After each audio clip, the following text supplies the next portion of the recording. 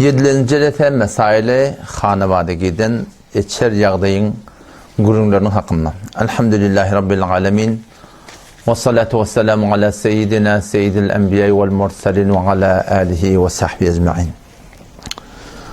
Aydan vaktinde cerethani başlayıp bilmedim. Siz öz hakkını maaf edin. Biraz men yassin cemaatinin tökönyen vaktinin hakkını yanlıştım. Çarhımaz tökönyen mukadib 7 dip elam ettim de. Öz hakkını maaf edin. Umid var Allah Tebarek ve Teala bizden hem aydınlayan gurunları Allah Teala kabul etsin. Bu dünya yüzüne gülümdür, cefaatı köp olup ahir dolumdur. Her neçe yaşatan ahir ölümdür, amanatcan tene mihmandır. Biz bir gün çe beka, çe naka, çe isle, çe isleme, çe heves ol, çe heves olma, çe teyyar ol, çe teyyar olma. Biz bir gün hatmin ölecek ve hatmin bizi qarı gumun aşağına eltip de epperip de qaytacaklar. Şayet hem ol hem netip etmesin, bildir. Dünyanın nelerken üstadı öz muğlalamının biri. Gül yazık oğlan. Ey şu 20 yaş badır ya yoktu şu omsallah. Gül yazık oğlan. Ölenmedik. Şahı şemşat 50 nemi ay tavakka olup gitmeyen oğlan. Şu at hol kumun aşağına epper qayttılar. O bir hoş haberi ahirki aydan kefe Allah deyiptir da bir. Böyle önce tuğsayan men suvarın yanına kılede doktorda tavşan şekilde ki tuğşuna derer var. Tuğ verme deyiptirle ama ahir demde bir Allah deyiptir benimle. İnşallah cennetidir yani. Ve nihayetten şu ölüm babında biliyen. Şol her vakit istemesek ola bizim başımıza gelecek. Ama aslı maksat zindagi neme? Şuna teyyarlık tapmaklık yani. Ama bir de şu form yetişmeyen erpiyet, kara celete koyacak olup, aytacak olup, diyecek olup, bu da ne mi? Bir de dekatımız paylaşıyor. Şu bağıranda bayağı adamla dekatını, garipleri gödep eltip vermeli. Almın dekatı ne mi? Almın dekatı da bu da eltip vermeli. Yani ödün erz etmeli. Bir de ki bir de otu itağa adam ne görüp birden sonrasın. Peygamberler olup geliptirler, eyni yağın, rahmet yağın olup geliptirler. Yağın rahmet olup gelene yağın gelip yağıya da, yağın barbarmalılar şey değil mi? Yağın rahmet olup yağıya, her kim öz qabını, her kim öz çeleğini, her kim öz tankını, o her kim öz bağımını unşan teyyarlak koyya, yağın su alacak olup. O bulmadı yağın yağıyı şeyler geçip gidiyor, alan adam alıyor, almadık adam almaya. Adam şu taydan yani bilem form celete koyup, zat edip, kulağda başarıyı olup ya, başardığımda oraya bilem yani Allah Teala'nın radilığının edinde, bilem sokağının edinde, bilem kara kaygıyımız şol dar çukur yani.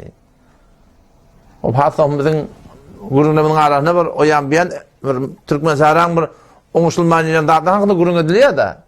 O dünyanın da biri SMS edittir da, ki şöyle, sen her nece rahmet çaka, her nece ayda, sen Türkmen sarağın milletinin etikadını ütedip bilmiyorsun falan.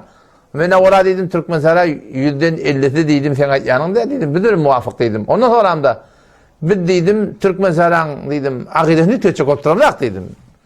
Bir kara gayrıyım benim ödüm dedim. Ben ödüm de çatmayacak başıma dedim. Millet hemen delsuz, millet hemen yüreğim ağır ya, yüreğim yanıyor, narahat buluyan.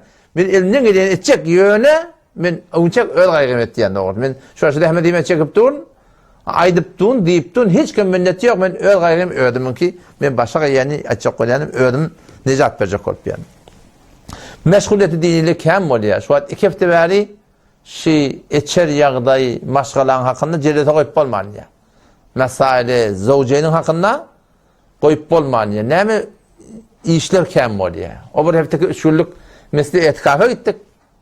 Amma rahim. Bu haftada şu düğün önü mimansılık anır beri el yetmeyen kalıyor doğrusu. O tabi ne mi gördün o dönem Vehhabi şinası da bir kartona ahim. Ola da şu töhmet kurağır fezai mezazide üstünde yapla. Ben yokum şahsen şu an ödüme khasına gelip Telegram'da ondan bundan yani ağzından gelen aytyalarken ki sen namusuna tevip, sen ödüne tevip biliyorum. Aslında her nemedi. Ola bana hiç meseleydi. O diyana teviptir bir khiyal. Şunacıklığın anlamına cevap veriyor. Yok adam bir khiyal. O sevdi, sevmedi, tövdi, tövmedi. Men ona derbentde yöne haçan cevap verme oluyor şodatlara. Ol vakti ki şu öz uğrayan töhmetlerin cahaniyet ya da ola da. Elim cahane yayratmaları var biliyor musun? Yok yalanlar koşup şonuna cevap verme oluyor. Ama beğerdekilen hiç muşkülü yok yani Müslüman doğan. Hıbaraylı öz gurrumu da ünlü. Öz gurrumu erheleyin hakkında, erheleyin arasındaki bolyan kıyınçılıkların hakkında, muşkülatların hakkında, bolyan yağdayların hakkında. İnki muhim zadi ki erheleyi birbirine muhabbetli edip, arkada edip, kömekçi edip de barakayım. Şu yaşayışı kömek bir yadat ne mi? Birbirinin yağdayını düşünmeklik. Yani oradan adamın bir zatı hassas şuna söymeye şunu. O seninle şöyle adamın 20 yaşattır, 25 yaşattır, 30 yaşattır. Senin durmuşa çıkıptır, seni öğreniptir, seni alıptır, seni gelip sonra ayarlıp yaşap verdin, seni gelip 30 yıldan sonra şun bir öğrencinin adını ki hiç bir ters yaptı de özde. Şöyle öğreniptir. Sen şunu 3 geçecek ol, başa olup vermeli hedeyle biliyor musun? Hedeyle için başa olup vermeli. Öten sana doğru ait ya da. Men niye öyümde diye edafa sıkıyan turunu ben hassas diye da. Esraf oluyor da diye. Ama ayarlıya şu dolma gibi koyaptır diye. Sen şunu töndürüyorsun. Onu töndürüyorsun. Baba el çekten ben dedim diye. Şimdi yalıklarda el çekmeli. Sen adamına bir ay ettirdin, 2 ay ettirdin, 3 ay ettirdin. O sen ayet yanına şuna kulak atma yaptır da şöyle. Huda bilen peygamberin aydan tertala etmeptir.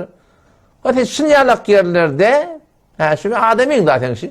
Onu şamalı şu bilen. Sen şuna oraya boruyan, ben de sen kavurayan. Şu dağıtlara bir hut ancak kurunlara zor şu ödüğün ettirecek olup başa kaybotturmalı. Erkekler de şeyle. Ben ortadan heleyin buraya adatı var, bir ahlakı var. Öğrenişiptir burada adı. Oğuşmur yalak dağıt değil biliyor musun? Şu oğuş bolmayacak dağıt değil. Bolmasa, hadi bir ayıttın, 2 ayıttın, bol pattık da şey. Şu bilen bağırlaşıp da oğuşmaklık gerek yani. Yoksa marakayım, hem de adam marakayım bir zor çırmışıp anırdır, beğerdir edip marakayım, kıyıkçıyı getik gelme oluyor. Birbirinin yağdayını seyretmektik gelir. Yani adamın ahlakını biliyordun, yedeğinin ahlakını biliyordun. Sen öyle biliyordun da her zamanı ne suratını dilini tapmalı, ne suratını oğuşmalı, ne suratını marakın gevunu görmeli, şun öyle söyleyecek yerinden gelmeli. Söyleyecek yerinden gelmeli biliyor musun? Ta ki bir kıyıkçılıktır, kepsiz guruntur, sen öyle maktadına yeter yalak. Bu aslında ne mi? Asıl şey ki erheleyi olup şeriata boyun koymaklık. Ara gurun kişiye ne sen aydanın ne men aydanım, Huda bilen peygamberin aydanı. Her bir gurun ki araşıptır. Huda bilen peygamberin aydanında durulsa, onunla arada köp kıyınçılıklar hel oluyor. Şu an bir dota olanma, ayağını şu an talak olacak oluyor. O benim haberim var şundan. Talak bulmakla ne mesela hep bottu diye. Hiç saat yok arada. Avval ikisi bir hatta geçip bir adam, sonra on adamı dine düşünni, diyanata düşünni, hecaba düşünni, halala düşünni, harama düşünni, o zaman hakkala geldi, o peygamberin sünnetine geldi, inne avval haram müzik eşdiyemiştik, haramdat ko diyemiştik, haram iş diyemiştik, onlardan ben tövbe deyipti, on denanatın yanında SMS'lerine bana koydu, o da ama Allah'ın şımana şey deyipti, ben ne yaparım şöyle yaşayın diye da, SMS'in maşinimi bileceğim var ya koydu şımana. Yani kim? Men eğer temen yaşayacak adam, men ahenk kulak atmalı. Men falan film ödemeli, men falan şeye başka gitmeli, men başka gitmeli, men falan etmeli. Ama Allah'ım ben sana nece ecade vereyim, şuna ecade vereyim ben ecade formayayım ben neydim. Şu şeriatta bileme var yanında. Gevunu gören cennet görmer, gevunu görmek kavdat ki. Yani şeriatın karşıtın adamın gevunu görecek olan cenneti ödün haram etme var yanında. O zaman çok emma şu da sen radi o da adamın şu oluptur. Adamın statlarını düşünüptür, ama bir hatta mislikteki. Ya dolantıran adam senin şu denanı dolanmayacak var ya. O da ne demek? Şu kabul ettiğin dinine ha öyle. Şu ikisini de kabul ettiğin Kur'an ne gerekli? İkisini de kabul ettiğin peygamber sana ediptir, şeriata ediptir, dine ediptir. Hem de şu ha bir ayrıtın burada yok. Şu öyle kabul ettiğin dinine Bağdat'ı kabul etmeyeni talaka varacak oldu. Bir hut bir gerek ya görünüyor. Ama çok var yanım. Şu aradaki gurunları Müslümançılık, Kur'an, şeriat din ne mi deyiptir? Biz şuna baş koyduk. Hiç kepte yok, gurun da yok yani. Falan da etmeli mi etmeliyim şeriat bellettir. Giymeli mi giymeli mi? Barmalı mı barmalı mi? Etmeli mi etmeli mi? Gelmeli, gitmeli. Hemmedat bellettir de şeriat. Şu şeriatı eğer hele teslim olmadan näme diýse şol, onu beter kabul etmeli. Birappa zinalarda men oňa diýdim, ol doktorlar ýanka, zinana muhlet bir ama Allah men muhlet berdim men diýär da. Näçe wagt bäri? Sen goda sen beýlede, sizleşi, mene o düşünmän etdirin, sen gel. Men oňa ahir diýdim, sen doga etdiler. Ya Allah, men adamyň şeýle boldy. Men şuna ýan hak boldy, hidayet et diýip, ol şu dogan etmän teýärde diýdi. Hakka nefs var ha, batıptır, nefsinin boynunun buğra boluptur, şu doğa etmektige teýärde diye. Ondan sonra yani Kur'an inemeti bildirge var ya bilýär. Ondan şu taýdan gerekli ki biz şol özümüz şeriata teslim edeyli. Şeriata boyun goýaly. Şeriat näme diýse, şo diýip durdan hiç bergençlik boljakdyr. Biz elbetde söz verdim o berjede. Umumen erken hakkından gurulmaýaly heleye, yani erken hakkı var heleyde. Ve heleyin de hakkı var ahi. Heleyin de hakkına Resulullah sallallahu aleyhi ve sellem şu heleyi dul heleyi olsun, şu heleyi qiyid olsun, ve şu heleyi var ahi durumsa çıkan heleyi olsun, şun hakkı var. Enatasının yanına hakkı var, doğunun yanına hakkı var, adamın yanına şun hakkı var. Yine rivayette geliyor. Ebi Seyyidin Hudri radıyallahu anh diye Câ'a raculun bi ibnetihi lehu ila Resulillahi sallallahu aleyhi ve sellem. Bir adam geldi diye öd qiydi bilen Resulullah sallallahu aleyhi ve sellem yanına diye. Fakat ya Resulullah hadihi ibneti kad abed en tetezevvece diye. Ya Resulullah men qiydim deyiptir. Men şunu durumsa çıkaracak bolýan. Türkmenlerin aýsyna tatjak bolýan. Emma şu kabul edilen deyiptir. Peygamber sallam diýdi ya, "Ati abaka" diýdi. Ataňa cennet deyiptir. Näme sen durumsa çıkmajak bolýan? Ona ya Resulullah diýdi ya, "Vellezî ba'ata bil hak." Ey Muhammed Mustafa, ol zadi ki seni behak peygamber iýerdi. Hawa. Men cüftlenjekken tadamani ki maňa aýtmasaň adamy mende näme haky bar diýdi. Adamy mende näme haky bar? Şu adamy mende näme haky baryny aýtmasaň men cüftlenjek diýdi. Peygamber sallam aýtdy diýe haqqu zawji ala zawjati erki adamyň adamsyna şu kadar haky bar. Baştan aýagyna nejasat turulsa, o da şonu yalap aýyrsa da diýdi, zinana adamsynyň hakyny ödep bilmeýär diýdi. O da näme diýdi? Vellezî ba'da bil hak. Ya Resulullah o zady giden behak peygamber iýerdi, la atazawwaju abada. Men beýle bolsa evet durmuşa çykdak diýdi. O da şol ýüregine kıyamat çareşdir bir denana, bir gıyda olanyň. Men adamymyň hakyny ödep biljekke diýip bir denana, imanly denana, mümine denana durmuşa çykjak diýse, şoňa näme şeriat hak beripdir yani. Peygamber sallallahu aleyhi la tenkihuhunne illa biiznihinne diye. Denanalary nikah etmeň, gıydyňy nikah berme. Dul oturan ayarlagyny nikah berme, meger şoň ijazat bilen. Yani çok golýanym bir moratçy. Hayda bir imanly denana, gıydy oglan. Ya dul oturan denana. Hudaýdan gorkup adamyň hakyny ödep berjekke men diýip, öýde şu durmuşa rady bolsa, şoň dogany, şoň dädeti, şoň daştawalary, şoňa zor edip şonu cüptlemekte hakkı yok yani. Oturacak, o da koy otursun. Şimdi on kaptanı yine gurun ediyor da. Bir gurun näme? Qıydı birimine berjek bolýar Allah. O qıydı da şoňa barmaklyga rady de. Süňüp bilýär ýa-da. Qıydı barmaklyga rady de. Şu açsa da şu qıydı oglana zor edip ulata beher nähbi şoňa zor edip şu qıydı oglany şoňa bermeklik ol qamr zulm. Şu yani öz qıydyna, şu radişlik ýokdary da. Şu öz qıydyna şu adama zina bilen çatan adam bolýar diýipdir ulamaly. Şunda bilýärmi ýa-da? O diýen qıydyň rady de cüptlenmeklige. Ya sen durmuşa çykmaklyga, ya falanyğa barmaklyga. Sen qıydyň rady de. Sen öz ýandan ödüň ýok o maslahat diýip, maslahat diýerin aýra bir gurun. Emma şunda rezaýety şert. Qıydyň rezaýety bolmasa, aýallagyň rezaýety bolmasa, yine burada bolmasa sen suranla zoruňa salyp, gorkudyp, yine burada edip rady diýetine çatsaň, sen yani hiç şuna şek etme, keden aýallagyny, we sen qıydyňy zina bilen marak birine berip tursaň, oň rezaýety bolmagan togra, o ýöne bärde warakim zoruna kabul etdim diye meni Allah Taala ýanyna ol hiç wagtda söýgül zat diýdi yani. Ve Resulullah sallallahu aleyhi ve sellem diye Allah minni uharricu ala hakka da'ifayn. Ya Allah men sana sığınyan haram aylandıryan diptir. İki tane zayıfın hakkından diptir. İki tane zayıf var, bir yetim, bir denana diptir. Şu beluşla denaları ne mi zayıfe diyorlar. Zayıf yani. Natavan molukta sögöne gelipdir. Enesinden, atasından, doğandan, kadasından ayrılıp sögöne gelipdir. Täze inin hakkı joda bolmaklığı da yok. Meger keten istemeden. Senden talak alacakta olsa ne kadar hak insan çekmelisin. O tegelinde daha. Şu tegelinde ne mi? Allah Peygamber tegelinde esir şu diye. O zaman şolun hakkını yalla men taňatygyn yan gurun aýtdyr. Haram etdir Peygamber Aleyhisselam denanaga ve her suratına ediyet vermektik. Şeriatın tertine şoňa agram tatlaşan gewne degmektigi Peygamber Aleyhisselam näme etdir? Ediyet haram aýlandyrdyr şoňa. Rivayette gelýär. Ennehu sa'alen Nebiy sallallahu aleyhi ve sellem sahabadan biri soratyr erkadan biri. Ya Resulullah diýipdir, "Ma haqqı imrati aley?" Denana mende näme haqqı bar diýdi. Denanatyr. Nihar Hudaý rady etjek. Şoda bir haqqı bar da sende. Sen şu sen danışamyzyn bolup mäellem bolanda şu danışamy sende haqqı bar. Şeýle dämi? Şoňa men reşwara hem sen imam mescid bolup mescide imamet etýärdiň, milletin sende bir haqqı bar, öwrenmesi bar. Sorajaqlady bar, bir wezifeden başyňa düşýärdi. Her bir işin başına baranda sen bir wezifeden bolýar bitirmeli. Bu da öğrenipdir. Indi şu denanamyň mende näme haqqy bar diýip sorapdy kime? Şoň haqqyny ödejek. Erti kıyamet günü haqqy nas geçilmeýärdi. Peygamber Aleyhisselam diýdi: "Tut'immuha iza ta'imta" diýipdir. Iýeňde şoňa ýedir diýipdir. "Wa taksuha iza tasayta." Geýeňde de şoňa geydir diýipdir.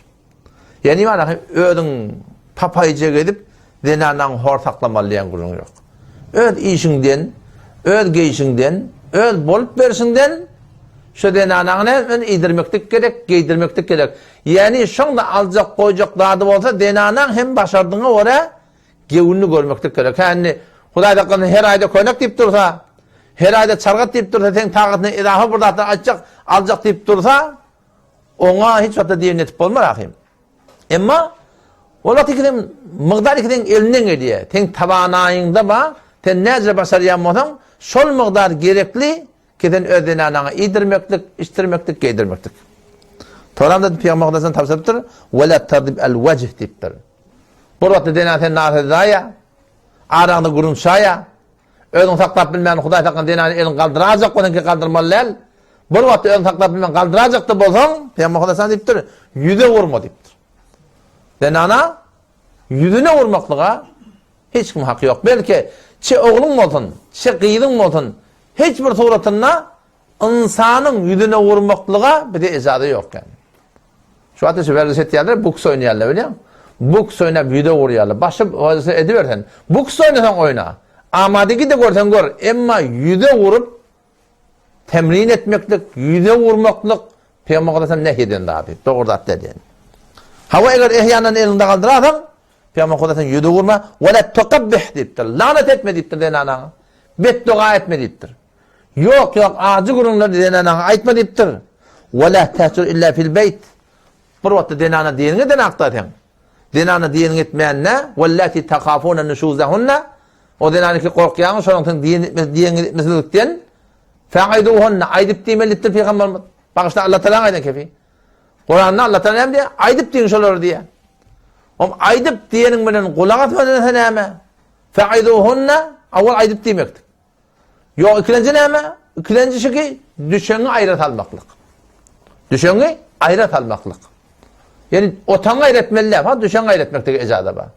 Onu haýtma çalmalamaklyk. Ehyanyn denany bir adam el galdyrasa, yüzüne vurmak hakkı yok. Vurup emmanyny göýgertmek asan hakkı yok. Erti kıyamatdan yüdeyi tutulacak yani. Yüdeyi tutulacak yani.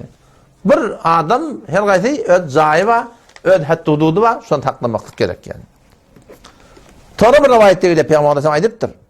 "Yankihur rajulu şabbal wadiya min ahli zimmeti." Bir adam aýdypdyr. Başga birlerinden bir awadan denanany nikah etýär diýipdir. Fe iza kabirat tallaqaha diýipdir. Ne ululmy? 45 ýaşady, 50 ýaşady. Bundan öýür keyif sürjegini türüpdir. Ondan sonra näme diýär? Talak berýär diýär. Näme diýip? Ululşyp diýipdir. Ululşypdyr diýip. Awdallygynyň gaçdy diýip talak berýär. Peygamber Allah fin nisa. Allahdan gorkun helelin hakynda diýipdir. Bir adam başga bir ýa aýtdymy? Eneden atadan dogandan gadaşan aýryp gelmeýär saňa. Yaş, awdan, görnükli, ýene bir zat diýip taklamaly.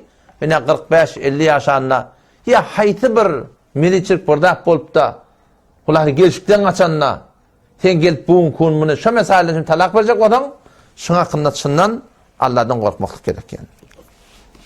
Dinanan hem adamın hakkı var.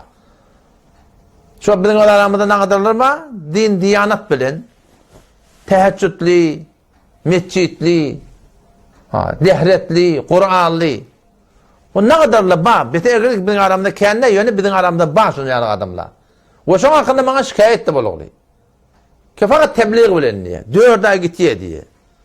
Yeni gidiyor diye. Tebliğ deyip diye. Her aydan gelip diye. Mescitten çıkan ak diye. Öyle doğru gelen ak diye. Şol Huday deyip diye. Men hakkım yok mu diye. Şunu hem aslında doğru da der yani. Ne rivayette geliyor? Dakhalet havletu İbn-i Hakim İmratu Osman ibn Mez'un. Osman ibn Mez'un radıyallahu anh'ın denaneti havle denana Hazreti Ayşe radıyallahu anh'ın yanına geldi diye.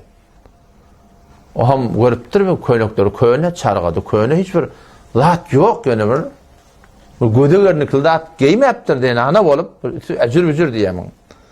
O ham Hazreti Ayşe radıyallahu anh meşe'nuki deyiptir. Bu bort bersin ne deyiptir köyünün kır çargadın kır ne mi deyiptir. Onda zavci yakumul leyl ve yasumun nehar. Men adamım deyiptir gece fakat teheccüd bilen namaz bilen dua bilen. Günni de arada tutuyor deyiptir. Memnun işi yok diyen bunu ayettir. Şöyle fedakalan Nebiyyü sallallahu aleyhi ve sellem Ayşe. Anından Resulullah sallallahu aleyhi ve sellem geliyor. Hazreti Ayşe radıyallahu anh'a sonra ya Resulullah şifalanın denaneti adam şeyde olmalı. Gece ibadet etiyen olmalı. Günni de arada tutuyan olmalı. Denanetinin işi olmalı. Bunu kişi görüp dursun. Ödünde bir de yetişenek. Peygamber Aleyhisselam tarafı onu çağırdı ya Osman o deyiptir. Osman şey diyenek koyan. Bunun asıl doğru dediktir. Ki inner rahbaniye lem tukteb aleyna. Ki kullu bir dünyadan üzerine Huday deyip. Hele benim işim olmasın, oğlan uşakın işim olmasın. Oğlan uşakla manakı şoku etmeklik, gülüşmeklik, oğlan uşakın hakkını ödemeklik.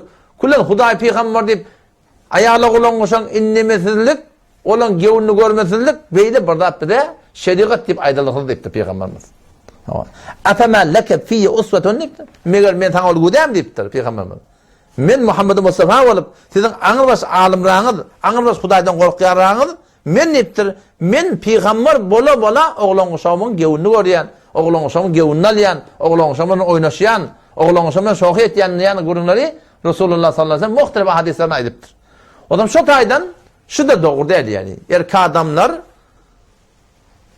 belli adamla bağ şu Huday peygamber kıyamet yüreğini çıptırını şu hem bir şey öyle alacak böyle. Oğlan uşağıyla işi yok, denanın işi yok. Denana cevap verin, denana da sen benim kavurşya oturuşmaklığı. Hayır, ayağı uzatıp da çay içmekliği. Oturup da gurundeş olmaklığı. Aytacak gurunma diyecek söyledi var.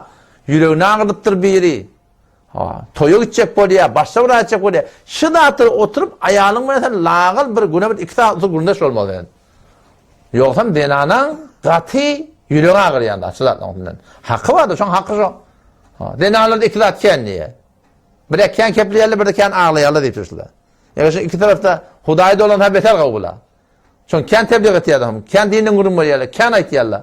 Hudayda olan ağladı ola kanlık var. Denan cemaat, çe Hudaylıklı olsun, çe Hudaylıklı olsun. Çe dine uğra olsun, çe dine uğra olsun. Hele cemaat kendi kepleye. Ola kanşın kavuriyanları keplemeleri kim? Adam tabi'den. O zaman şun denanan hakkı şu. Ketin şun oturuşup, şahit uçup, yönü ibadet edenini, yönü işleyenini, yönü kötülüğünü ödemeler. Belki o taraftan denanan hakkı var, şu datları yerine getirmek gerek yani. Hatta Haccetul Veda'da Resulullah sallallahu aleyhi ve sellem'in ahir hacı da anne. Peygamberin ahir hacından sonra tek bir daha gün dünyada kalıyor. Şunla da olukan tavsiyemlerine istavsu bin nisai hayran. Benim vasiyetim kabul edin, katı tavsiyetim de denanalan hakkında zulmedaman deyiptir. فَاِنَّهُنَّ عِنْدَكُمْ عَوَانٌ denanatının yanında esir deyiptir. لَيْسَ تَمْلِكُونَ مِنْهُنَّ شَيْنْ غَيْرَ ذَلِكَ şu denanatını esir olur. Bu der ki kullen malahim kulgurnak der ol, ya gulam der ol. Ya sen elin aşağında zulmeder yalak bu sana ihtiyar yok. Şu dedin yanına esir olur. Şulara zulmedaman deyip Peygamber Aleyhisselam katı tavsırıptır yani. O yine bir zulüm başladı yani. Bir bağışlanmayacak günah var. Hiçbir günahı yok ki bağışlanmadın. Meğer ki tövbe edildi. Tövbe edildi Allah'ta günahları bağışlayacak da. Ne günahlar oluyor? Eğer adam şunu şu dünyada şu günah bilen gitse ne kadar günahlar oluyor? Günahın ulu kolluğundan taya şol adam şu günahın devam edip gelse %100 imansız gitti yani. Günah kebireli var. Günah kebireli bir adam atti olup gelse şu günahın tehlikeliğinden ahirde bir iman gitti şol adam. Ahirde bir iman gitti. Şu bir günah ki zinanın hakkında ediliyor ne mi? Şeriatta şerim yok. Şol şeriatın buyurmadık yerine barmaklığı erkek adamның zinanın necaset yerine barmaklığı. Şuna hakkında Resulullah sallallahu aleyhi ve sellem katı tapşırıptır. Ödeyden kim neydi? Peygamber sallallahu aleyhi ve sellem la yandurullahu ila raculin Allah Teala nazar rahmet bilen gözlemiyor. Allah kahrı gadapta şol adamdan. Allah aslında şol söylenak. Allah'ın gözünden şön adam şu. Kim oluyor Resulullah? Ata raculen bir adam ki erkeğe varsa deyiptir Hudayda kadın. Ev imra'aten fid dubur deyiptir. Ya zinanahna varsa ya zinanahna o da şu necaset yerine varsa Allah Teala şu adamdan katı kahrı gadapta asıl nazar rahmeti bile şun gözlemiyor. Tamam ki şundan tövbe etmeye deyiptir. Ne kadar erkekte var zulmet yerleşin hakkında. Ayallah olmasını bildiğin haydi bir erkek ki şeyde bir işi ödenen etse şu hutbaka çıtadı şunun nikahı ödülüyor. Şol adam şu denanından mı şu denana şunun ödülüğünü yani. Nikah fasık oluyor. Hetmin nikahlarını tedelemeli ve hetmin marahim imanlarını tedelemeli. Şu bir şeyde bir haram şey. Haydi bir haram sen şu forum rahatçak müptela olmaklık adam ne etti? Dinden çıkarıyor yani. O bir hadisi götür. Men ete hayden Peygamber Aleyhisselam diye haydi bir adamı ki bir hayd götürdün denanın yanına varsa. Öyle denanın uğrunda. Ev imraten fi dumuriha. Ya denanına varsa necaset yerine var deyiptir. Ev ete kahinen yaşı arraf yankı porhalla işan heliyle burdatta yalandan bana 10.000 taban kişi ork etmeyenler yaşalan yanına varsa. Ve saddakahu bima yakul. Şol işan porhan helen yanına varsa şun ayetlerini kabul ederse fakat kefere bima unzile ala Muhammedin sallallahu aleyhi ve sellem şol adam Kur'an'ı inkar eden adam deyiptir. Kim oldu? Haydlı denana varsa. Ya denana hafa yerine varsa. Ya yankı bolar olmaz men işan deyip oturan adamdan yanına varsa şun yalandan gayipten haber veren adamı havva deyse şu Kur'an'ı inkar eden adam deyiptir. O zaman şu taydan şu günahları eğer Huday neferde biri mubtala bolsa şudatlardan hetmin halsan tövbe etmek gerek ve iman hem tercih etmek gerek yani. Hem olum bir denana bilen eğer hele ortadan vurdular da mümkünlüğüne bilemek adam skip yaptı kaptanından zenanası da var. O ne mi diye men zenanam sana razı diye da. Men zenanam diye men adamım diye men zenanam men hoş edecek oluyor. Men şeriatın tersine sen zenanan hem hakkı yok. Şu harami sana ne demek izade vermek dedim. Şeriatın o izade veren dağda ne var ahim bir izade vermek hakkı var. Zenana hakkı yok. Ödyanın ödü şeytanın vüsvesine giriftar olup şeytanın uğruna gidip şon yalak haram dağıtları göretse şu tadı derca şol iş bolundan sonra şol eğer hele birbirine cüda oluyorlar şöyle imandan çıkan adam oluyorlar şu tadı. Şu tadı katı kaybı olmak gerek. Bu mevzudan geçeydi. Denanı cemaatte bir kutahiler oluyor. Denanı da. Her bir adamda kutahi oluyor, kemçilik oluyor. Kemçiliksiz adam yok. Fakat bir adam varmış o da bizim Peygamber sallallahu aleyhi ve sellem dedi. Her bir adamda kemçilik oluyor ondan. O da Peygamber Aleyhisselam ne mi diye? İnnel mer'ate hulikat min dil'in a'vaj deyiptir. Denanı deyiptir. Şu kafırga var şu kafırga. Şu kafırgan kıyışığından iki defa kafırga. Şu kafırgan kıyışığından beceriliptir diye. Allah da şundan çıkarttır şunu. Ve inneke in turid ikamete dil' teksirha deyiptir. Eğer şu kıyışığı doğru atacak ondan devarsın deyiptir. Peki ne deyiptir? Şöyle mudarat onu şöyle deyiptir. Yani denanın her neyse kavulunda da şunu kutahiler var ya.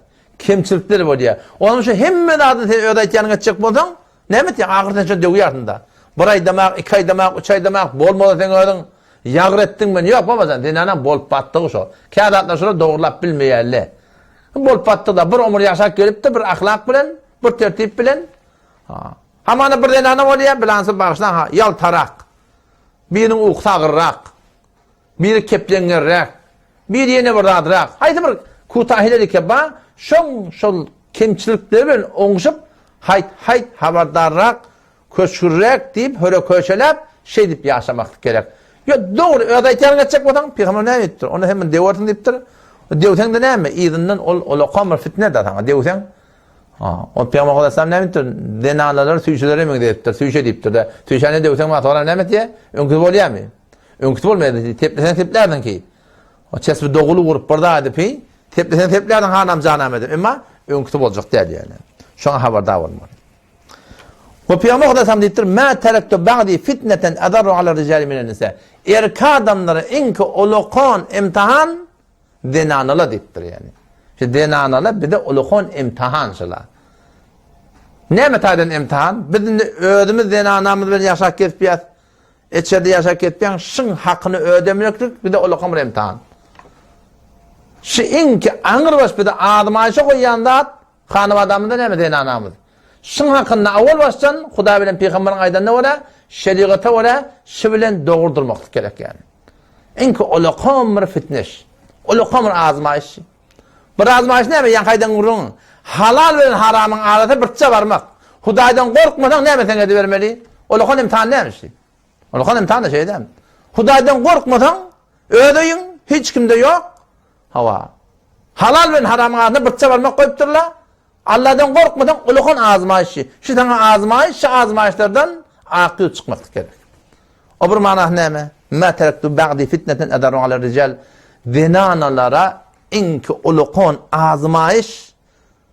Ýalňyşdy orada kefin dogrudaýyn. Erkek adamlara inki uluqan azmaýyş zinanalar diýipdir. Şu bir zinana aňyrdan gelýärke, ýöňden ýürüp gelýärke, ýa taňa arkadan baryp da iýulim bar ýaka. Erkek adamı aňyr baş weswese etýän zat şoň şehwetini oýandyryp da tolgum salýan zat näme denanala? Inki uluqan bir fitneş. Adam bundan nejat tapjak näme etmeli? Awal ahiret doga etmeli. Bir de başyň etek oklap ýürümekde öğrenmeli. Peygamber Aleyhisselam bir sünnetçi başyny ayak başak ýerin ödermişdi. Belli bir gerek bolmasa Peygamber teologuna demermişdik, ayaňa şan ödek gidermişdik diye. Şo taýdan biz şuna öwrenişmeli, habardar bolmaly. Şu daşdak ketmen zenanala biz erkek adamnyň imanyny aňyr başpyr kynçylyga oklaýan zat yani. O bir tarapdan da namus etmeli zat da bar da bilýärmi? Namus etmeli zat bar. Keteň zenanaň, o da şo bir erkek adam, men sap-sada diýen. Men o gurunda aýtdym ha, bir erkek aýdy bilmer. Bir erkek aýdy bilmer. Men bir denanaň baldyryny göreyim. Ve men şoňa ýüregim dogry aýdanda.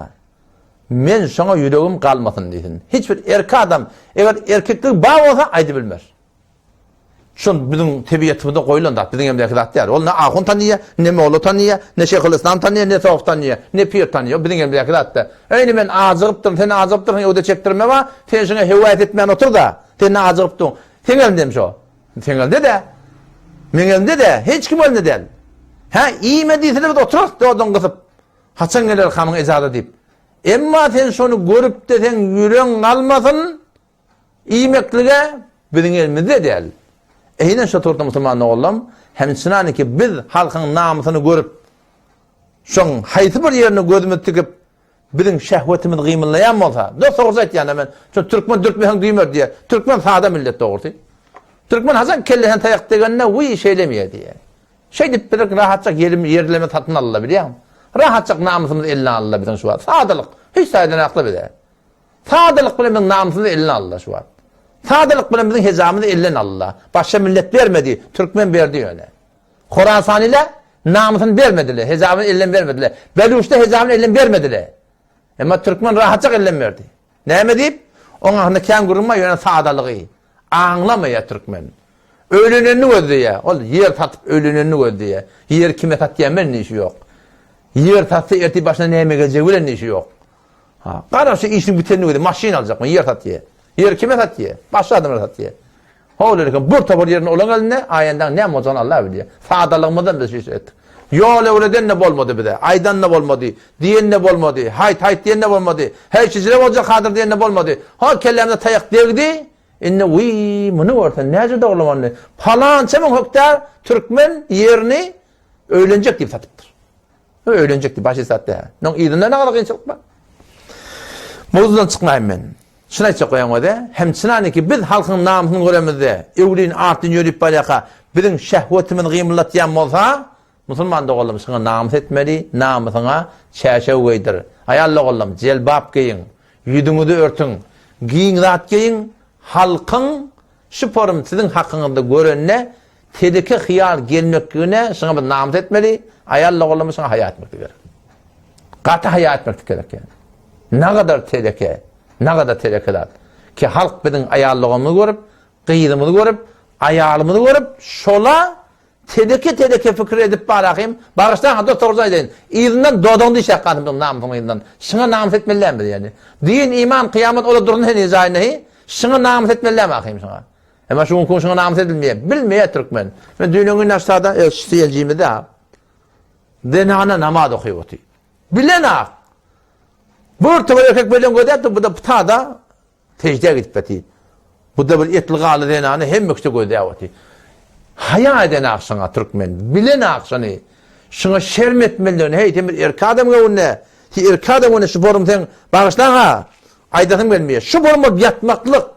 Senin namaz okuyan ne kadar tehlike. Anında erkekler namaz okuyuptu, pıtada erkekler namaz okuyuptu. Bilen aksana, tehlikeliğin bilen aksana, namaz eden ak. Aydılan akta, bilen akta ortaya. O zaman şu taydan şun hakkında bir katı korkmalı Allah'dan yani.